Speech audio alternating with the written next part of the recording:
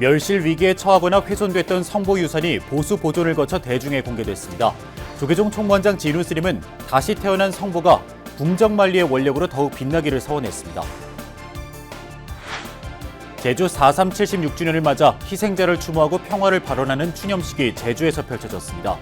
서울 서대문 독립공원에서도 불교계가 마련한 추모제가 봉행됐습니다. 한국불교 큰 스승 용성 스님과 고암 스님의 가르침을 되새기는 달해제가 고암 스님 생가터에서 봉행됐습니다. 자비명상 대표 마가 스님이 미국 하버드대에서 강연을 펼쳤습니다. 마가 스님은 귀국 후 불교 포교의 새 집행을 미국에서 열 것이라고 말했습니다. BBS 뉴스가 이어가고 있는 총선 기획 보도, 오늘은 광주 전남 지역 선거전 현장을 돌아봅니다. 여러분 안녕하십니까? 4월 4일 목요일 BBS 뉴스입니다.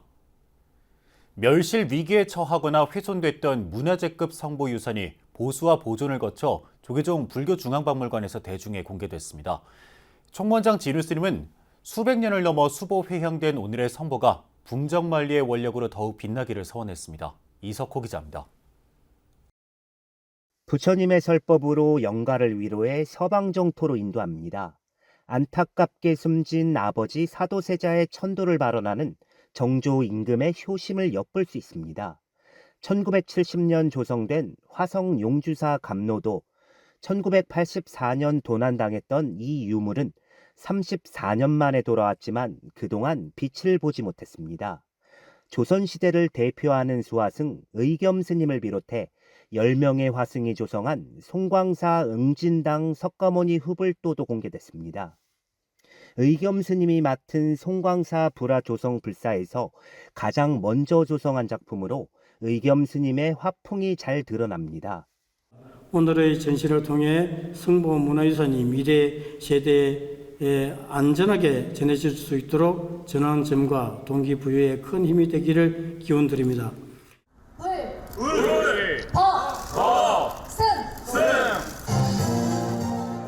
조계종 불교중앙박물관 기획전 수보회향 다시 태어난 성보 개막식에서는 보존 처리를 거친 손상 또는 멸실 우려가 있었던 성보들이 대거 새롭게 선보였습니다.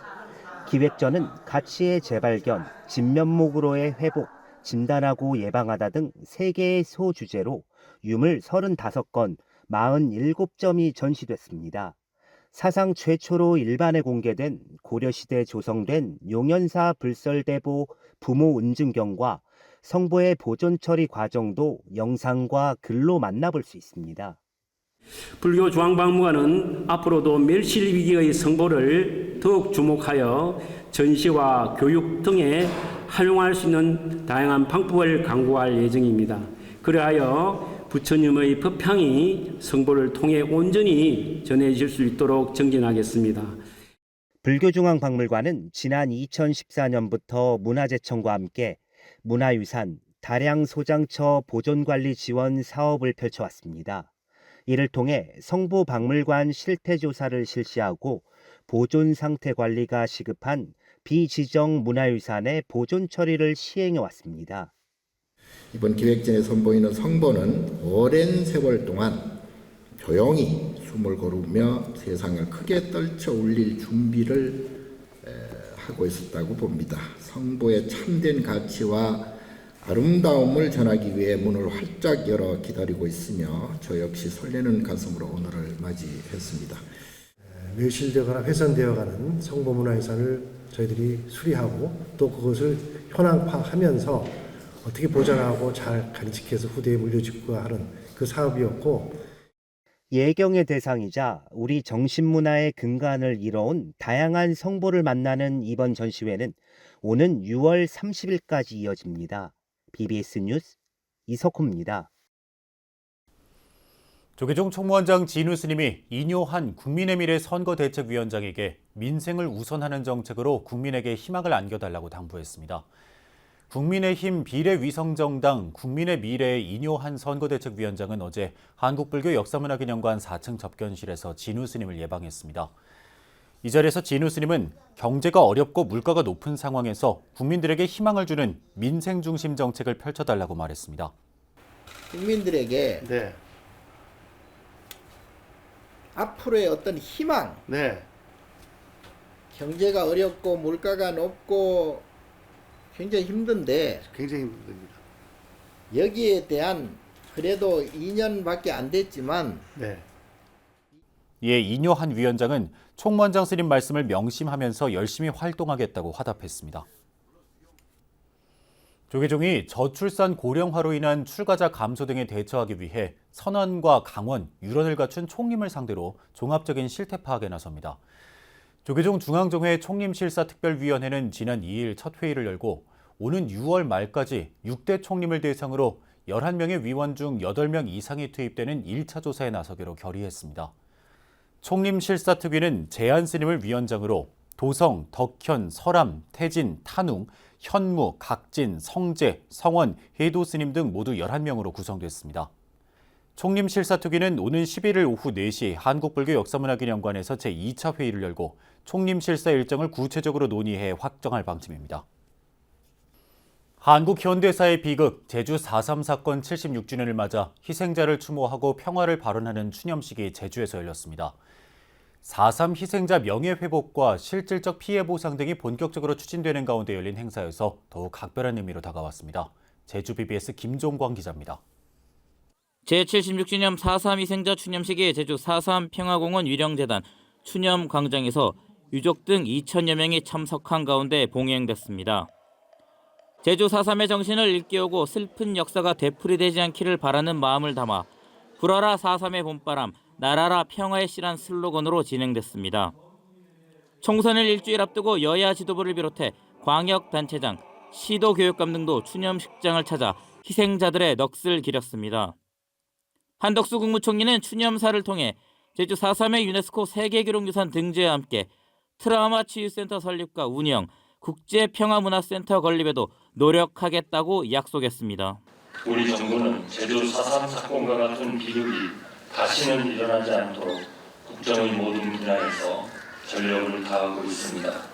우리의 자유와 평화와 번영을 굳게 지킬 수 있는 선진 대한민국을 만들어갈 것입니다.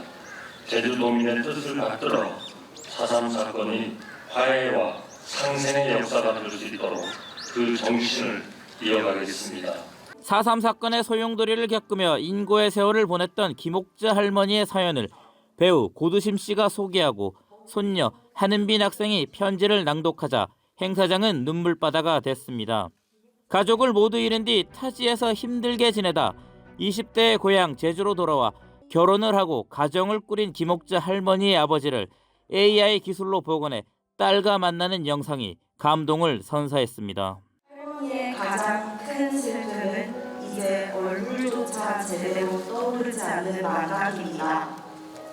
할머니께서는 꿈에서라도 보고 싶어, 꿈에 나왔는데도 나가 올라오실지도 모르죠 라고 하셨습니다. 또 경과보고 영상을 통해 참석자들은 올바른 진상규명을 통한 4.3의 완전한 해결 노력에 더욱 절실함을 되새겼습니다. 오영훈 제주지사는 4.3 기록물의 유네스코 세계기록유산 등재를 위해 노력해 우리의 기록을 세계인의 기억으로 만들어야 한다고 강조했습니다. 내년 4.3 역사의 세계 기록유산 등재는 새로운 출발의 전환점이 될 것입니다. 국가 국력에 의한 통화의 역사를 화해와 상생, 평화로 극복해낸 제주인들의 고귀한 평화 정신의 가치를 전 세계에 알리고 공유하게 될 것입니다. 이어 유족들은 4.3의 역사를 왜곡하는 행위를 처벌할 수 있도록 하는 제주 4.3 특별법 개정에 정치권이 적극 나서달라고 요청했습니다. 4.3의 그 자기적 뼛속까지 파고든 깊은 트라우마에 시달리면서도 대한민국의 미래를 위하여 살아갈 진정성 있게 해결해 왔습니다. 역사를 왜곡하는 민족에게는 그 어떤 미래도 없을 것입니다. 4.3 왜곡 처벌에 관한 사상특별법을 개정해 줄 것을 대한민국 정치권에 강력히 요청합니다. 불교계는 지난 3월 제주 관음사에서 영가촌도 추모부패를 봉행해 이름 없이 사나한 4.3 영가들을 위로하며 평화의 새 시대를 발언했는데 이번 추념식에서도 불교 등 4대 종교 성직자들이 희생자들의 넋을 기리는 별도의 의식을 거행했습니다. BBS 뉴스 김종광입니다. 제주 4.3 사건 76주년을 맞아 희생자 추모제가 서울에서도 열렸습니다. 조계종 사회노동위원회는 어제 서울 서대문 독립공원에서 제주 4.3 76주년 추모제를 봉행하고 당시 억울하게 희생된 스님들을 비롯한 희생자들의 극락왕생을 발언했습니다. 다름이 아니고 우리가 4.3에 대한 아픔은 많죠. 저도 이제 아까 소개할 때 우리 할아버지가 세 분이었었는데 그 중에 제일로 위에 이제 할아버지가 그쪽에 이제 좀 가담이 이제 돼가지고 우리는 현재 가해자들이 아직도 밝혀지지 않고 있습니다. 대한민국 조계종의 기록물에 16번의 스님을 죽인 그리고 37개의 사찰을 불태웠던 그들의 이름들이 공개되어야 될 것 같습니다. 관음 기도도량 전남 곡성 관음사가 대웅전 신축불사를 모두 마무리하고 낙성식을 봉행했습니다. 낙성식에는 조계종 제19교구 본사 화엄사 회주 종열 스님과 교구장 덕문 스님을 비롯해 관음사 주지 덕운 스님과 전 주지 도요 스님, 윤영규 곡성군 의회 의장, 유근기 전 곡성군수, 신도 등 4부대 중 300여 명이 참석했습니다. 특히 이 자리에는 불사에 도움을 준 인기배우 송지효 씨가 참석해 눈길을 끌었습니다. 앞으로도 덕운 스님의 무량 원력으로 곡성 가름사가 지역의 중심 도량이자 편안한 쉼터로서의 역할을 더욱 발전하시기를 기대하겠습니다. 낙성식에 앞서 화엄사 교구장 덕문 스님을 증명법사로 전통 불복장 보유자 백양사 연불선원장 도성 스님이 집전한 가운데 삼존불과 후불탱화, 104위 신중탱화 점안의식이 진행됐습니다.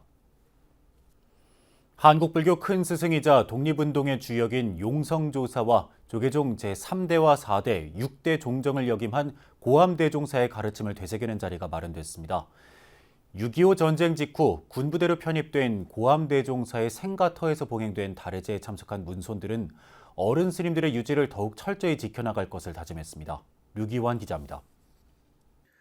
군부대 내에 우뚝 솟은 사리탑과 행적비.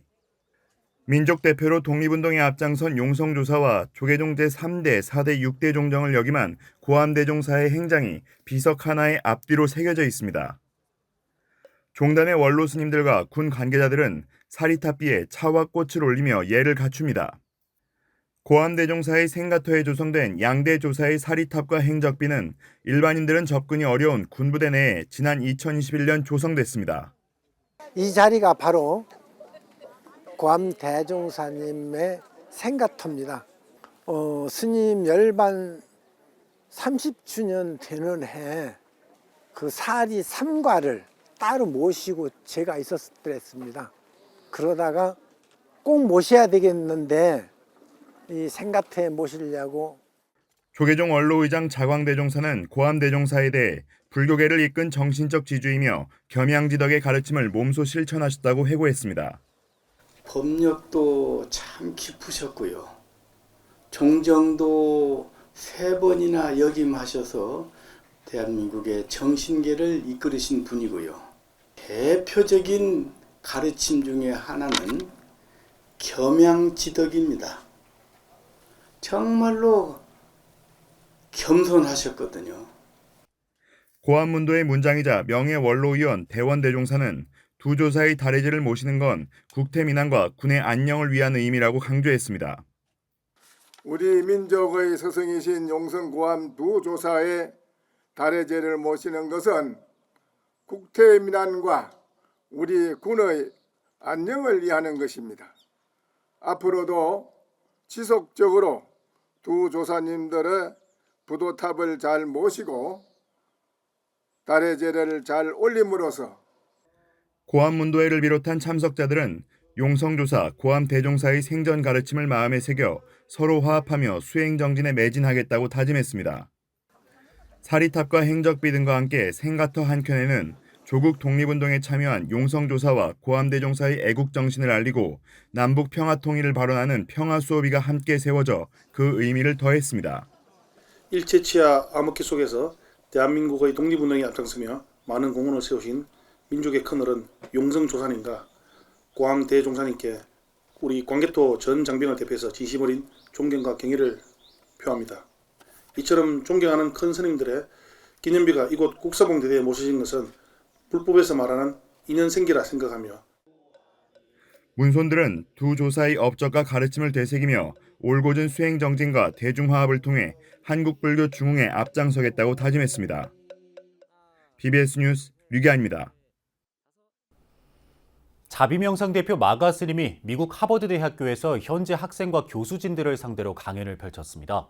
마가 스님은 귀국 후 이 강연을 소개하면서 한국불교 포교의 새 지평을 미국에서 열 수 있겠다는 자신감을 가졌다고 말했습니다. 이대순 기자입니다. 지난 1일 서울 동국대 학술관에서 열린 자비명상 지도자 2급 과정 수업. 우리 시대 힐링 멘토로 널리 알려진 자비명상 대표 마가 스님이 지난달 7일부터 9일까지 미국 하버드 대학교에서 자신이 학생과 교수들을 상대로 펼친 특강을 소개합니다. 주제는 자신을 사랑할 때 세상에 평화가 온다. 스님은 현대인들이 흔히 겪고 있는 심리적 불안 증세와 수면 장애 등을 치유하는 방법으로 명상의 중요성을 강조했다고 전했습니다. 저는 거기서 내 마음이 편해야만이 너와 내가 공존을 하고 세상에 평화가 온다라고 하는 어떤 그런 차원으로 얘기를 하게 됐지요. 그래서 자기 긍정 명상을 먼저 하게 되고 또 원하는 걸 내려놓을 때 행복해지고 삶이 잘 풀리게 된다며 선불교의 가르침 방아착을 실천해 볼 것을 강조했다고 전했습니다. 원하는 걸 내려놓았을 때 지금 이 순간에 깨어있게 되고 지금 이 순간에 내가 행복해야만이 내 삶은 잘 풀린다라고 하는 뜻으로 함께 했고요. 마가 스님은 세계 최고 대학으로 꼽히는 하버드 대학교에서의 이번 컨퍼런스를 통해 한국 불교의 희망을 엿봤다고 털어놨습니다. 특히 많은 사람들이 한국 불교에 관심을 갖는 것을 보면서 해외 전법 포교의 새로운 지평이 열릴 수 있겠다는 기대감도 가졌다고 말했습니다. 불교 포교의 새로운 지평이 열릴 수가 있겠구나.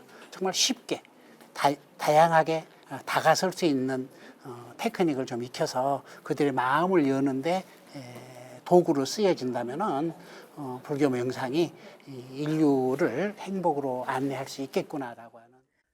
마가 스님이 전한 하버드대 특강에 명상 지도자 수강생들도 깊이 공감하며 각자 더욱 열심히 정진할 것을 서원했습니다. 나는 찾아가는 과정이 혼란스럽고 먼 줄만 알았는데 이렇게 오늘 좋은 법문을 들으니까 가깝고 또 빨리 그렇게 나다운 본성을 찾을 수 있을 것 같아요. BBS 뉴스 이대순입니다.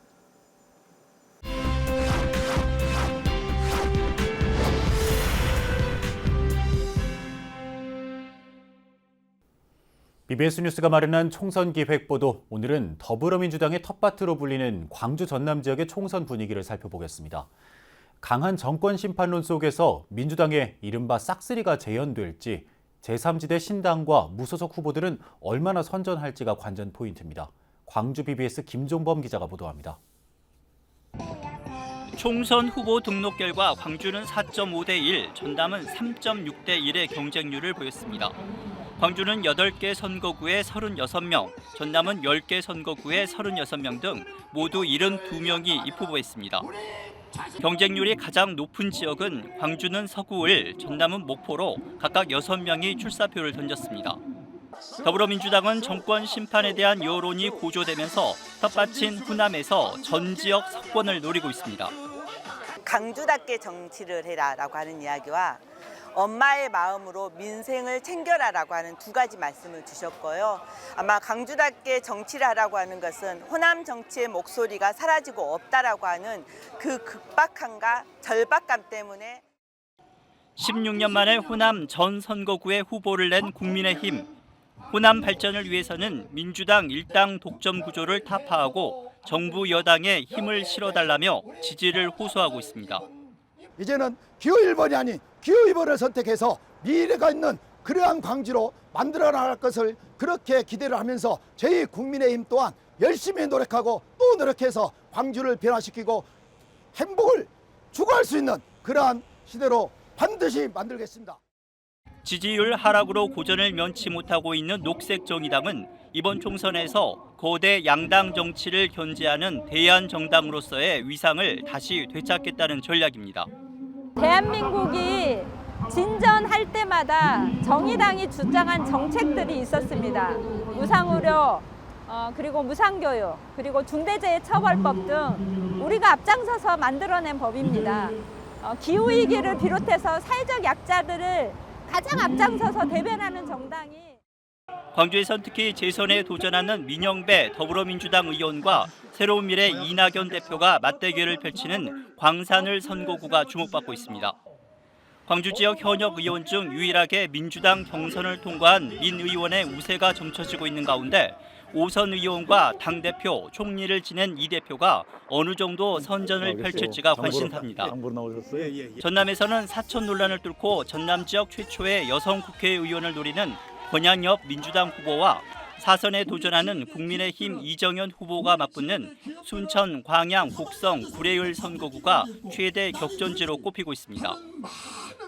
여기에 돌풍을 일으키고 있는 조국혁신당에 대한 지지율이 얼마나 나올지 송영길 전 민주당 대표가 이끄는 소나무당 등 제3지대 신당을 향한 유권자들의 표심도 주목됩니다.